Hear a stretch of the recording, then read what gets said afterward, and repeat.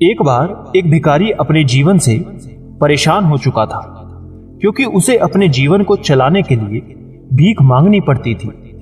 उसे हर एक चीज के लिए भीख मांगनी पड़ती थी।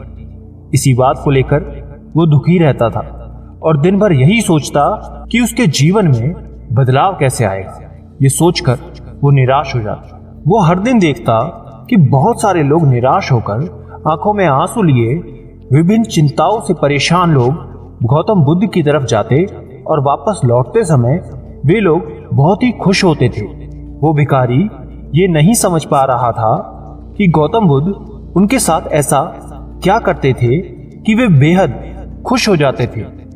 वापस लौटते हुए लोगों के हाथों में ना तो ढेर सारे पैसे होते थे, ना ही सोने चांदी।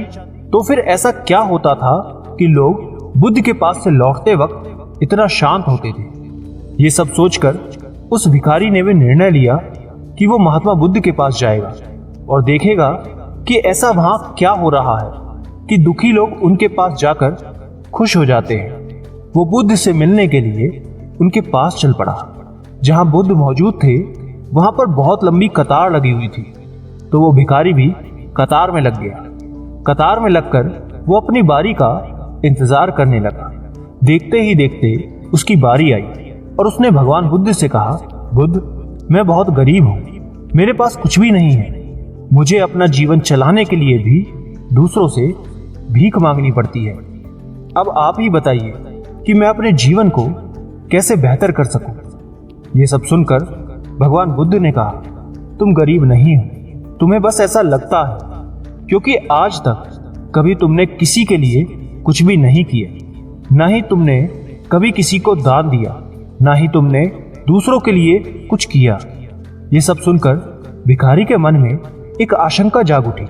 अपनी आशंका को दूर करने के लिए भिखारी ने पूछा, मैं तो एक भिखारी हूं, मैं लोगों को दान कैसे दे सकता हूं और कैसे लोगों की सहायता कर सकता हूं। मुझे तो खुद अपना जीवन चलाने के लिए दूसरों से मांगना पड़ता है।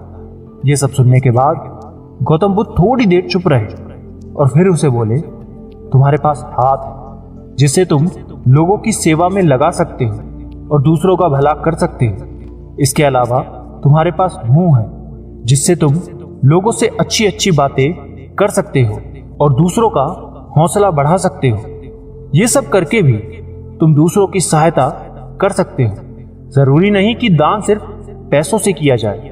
हम चाहे तो हम शिक्षा का भी दान कर सकते हैं, चाहे तो अन्न का भी दान कर सकते हैं। ऊपर वाले ने अगर किसी को पूर्णतः अच्छा शरीर दिया है तो वो गरीब नहीं है, वो बस दिमाग से गरीब है।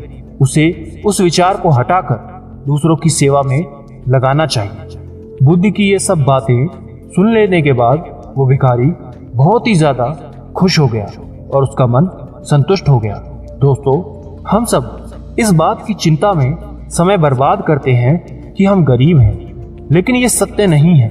सत्य तो ये है कि जब तक हमारा शरीर पूरी तरह से बेहतर है तो हम उसका उपयोग करके आगे बढ़ सकते हैं और खुद के जीवन को बेहतर बना सकते हैं। अगर कोई व्यक्ति सिर्फ अपनी गरीबी पर ध्यान दे और उसे बदलने की कोशिश ना करे तो वो मूर्ख है। इसके अलावा हमें यह भी शिक्षा मिलती है कि दान सिर्फ धन का ही नहीं, शिक्षा, भोजन, अच्छे विचार, इन सब का भी किया जाना जरूरी है।